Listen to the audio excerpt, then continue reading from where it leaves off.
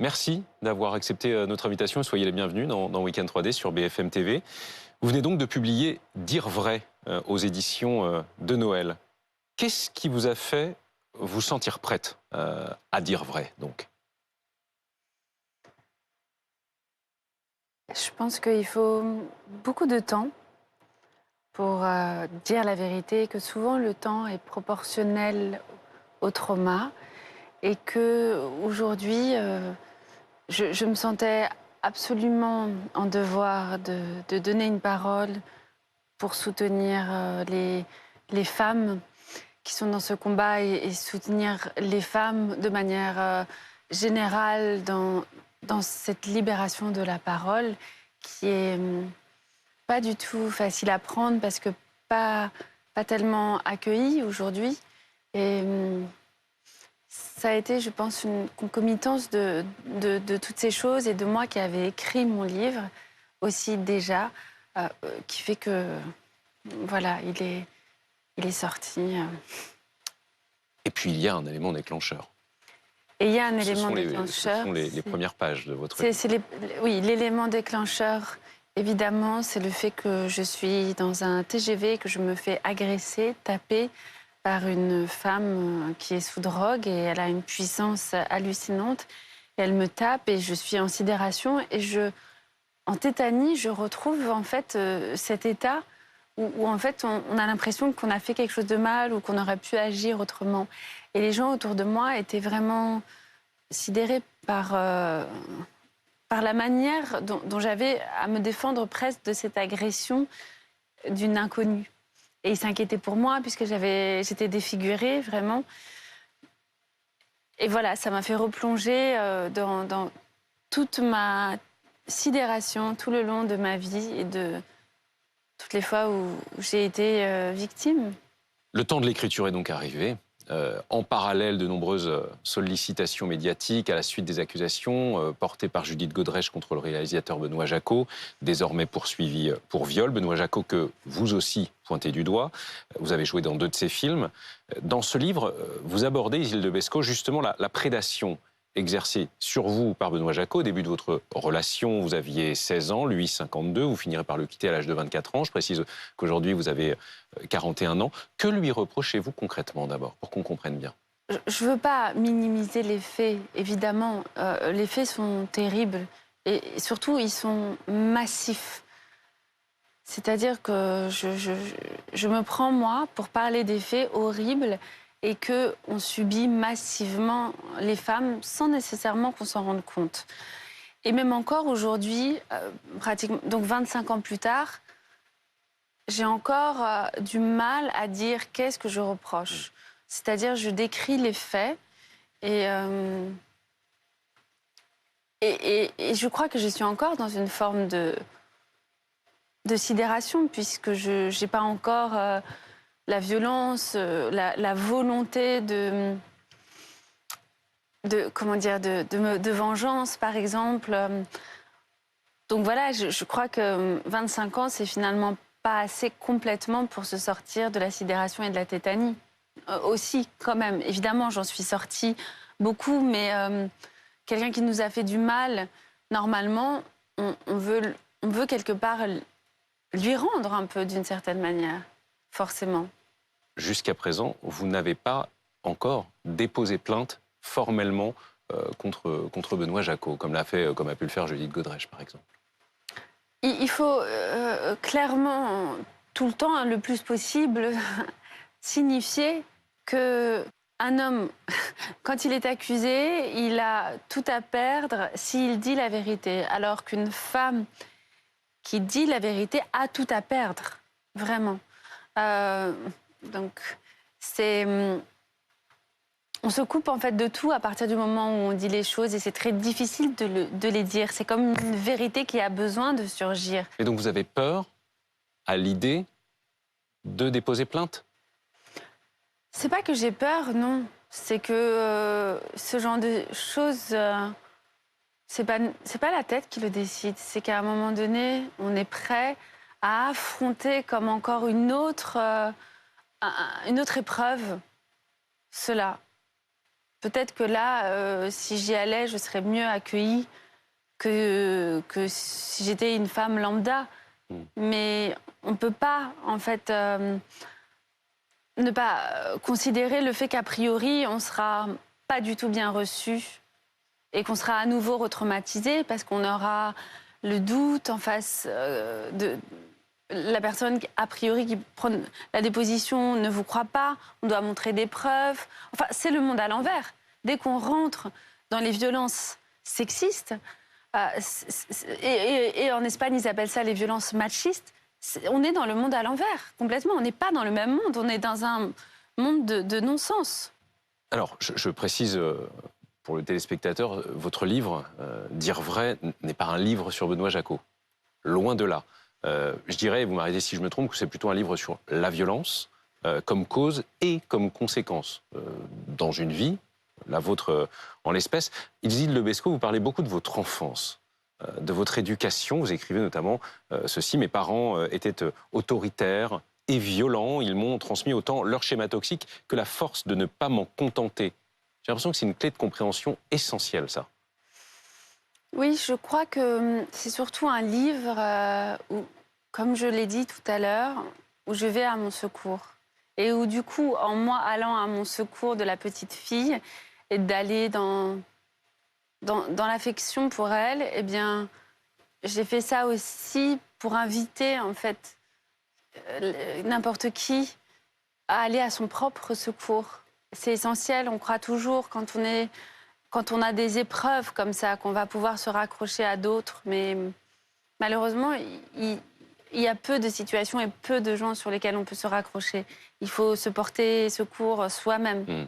Et une fois qu'on fait le premier pas, eh bien, on attire d'autres gens qui vous portent secours aussi. Et c'est une chaîne qui devient positive. Je pense que ce que vous dites permet aussi de comprendre pourquoi, dans ce livre, vous abordez la relation de votre sœur aînée, l'actrice et réalisatrice Maïwenn, avec le metteur en scène et producteur Luc Besson, quand elle avait 15 ans, lui 31. Comment vous relisez cette relation, cette rencontre? Eh bien, j'ai été, dans ma tendre enfance, très exposée à la violence de l'abandon. Et ça m'a marquée. Ça m'a, oui, marquée par le fait d'avoir peur de se faire abandonner, qui m'a empêchée d'avoir du bon sens aussi. Il y a quelque chose qui s'est figé. On dit souvent que les gens ont l'âge de leur trauma. Et je pense que ça a été... voilà, j'essaye d'illustrer tous les traumas pour revenir à ces âges et grandir. Vous avez vous-même des enfants, Isil Lebesco, 2 adolescents, aujourd'hui âgés de 12 et 14 ans, avec un homme dont vous êtes aujourd'hui séparés. Cette histoire-là aussi, je crois, elle est complexe. Elle s'inscrit dans un schéma global de violence, là Oui. encore? Oui, oui, je pense qu'autant qu'on n'a pas relevé bien la tête et fait le point avec soi-même et qu'on ne s'est pas sauvé, je le répète encore une fois, je crois que c'est très important, qu'on n'a pas été se sauver, qu'on n'a pas été se choyer, s'aimer, se respecter et qu'on n'a pas appris à mettre ses limites, ce sont des cycles qui ne peuvent pas s'arrêter tout seuls. Vos enfants, ils sont essentiels, non, dans cette capacité que vous avez eue à surmonter les traumatismes, justement. Oui, bien sûr, ils ont donné un sens à ma vie. Un sens d'avoir envie de continuer à vivre parce que c'est trop décevant.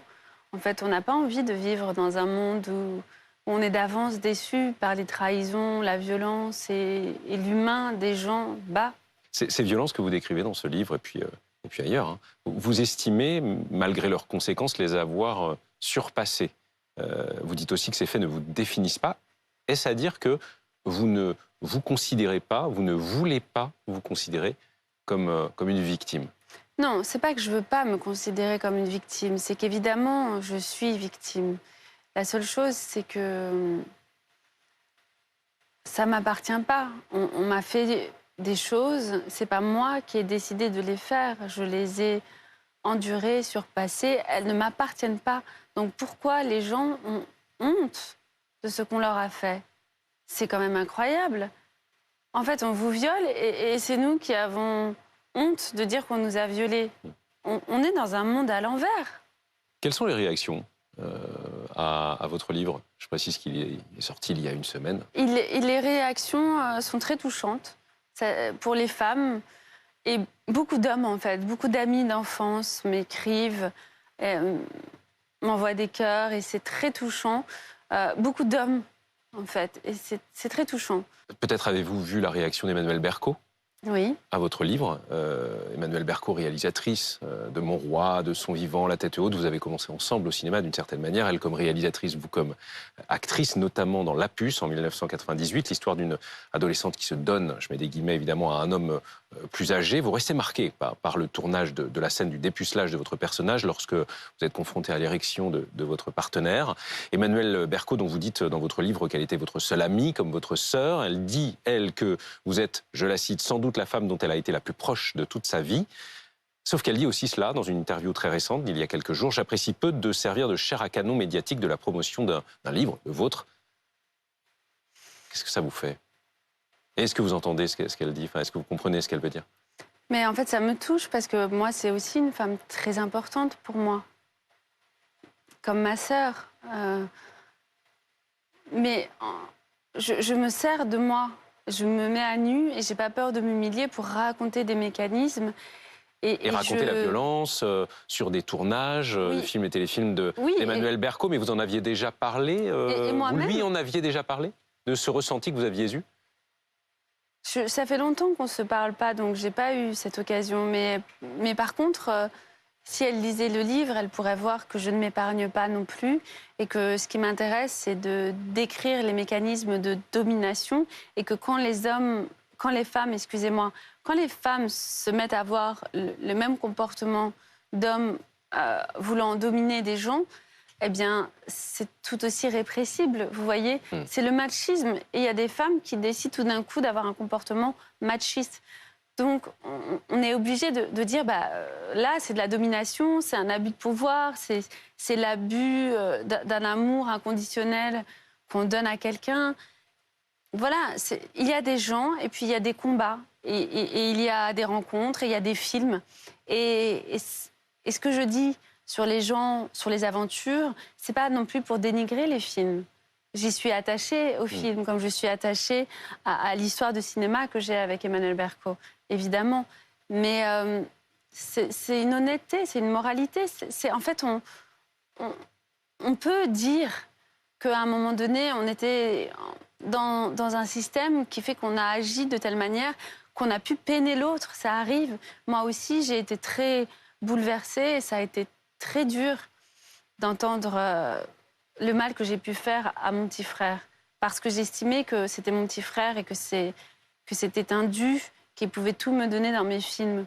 Ça a été très dur à entendre et même encore aujourd'hui, j'aurais du mal à recueillir sa parole parce que c'est dur.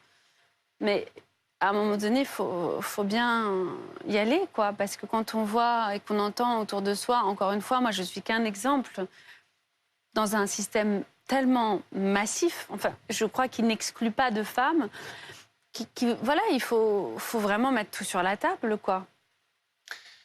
Le Festival de Cannes débute mardi prochain, Isilde Besco, une édition 2024 qui pourrait être agitée. Un article du Figaro a révélé l'existence d'une liste d'une dizaine de personnalités du cinéma français, trentenaires, quadragénaires, sur de supposées violences sexuelles. On verra ce qu'il en est vraiment. Mais vous, qu'attendez-vous de ce Festival de Cannes-là?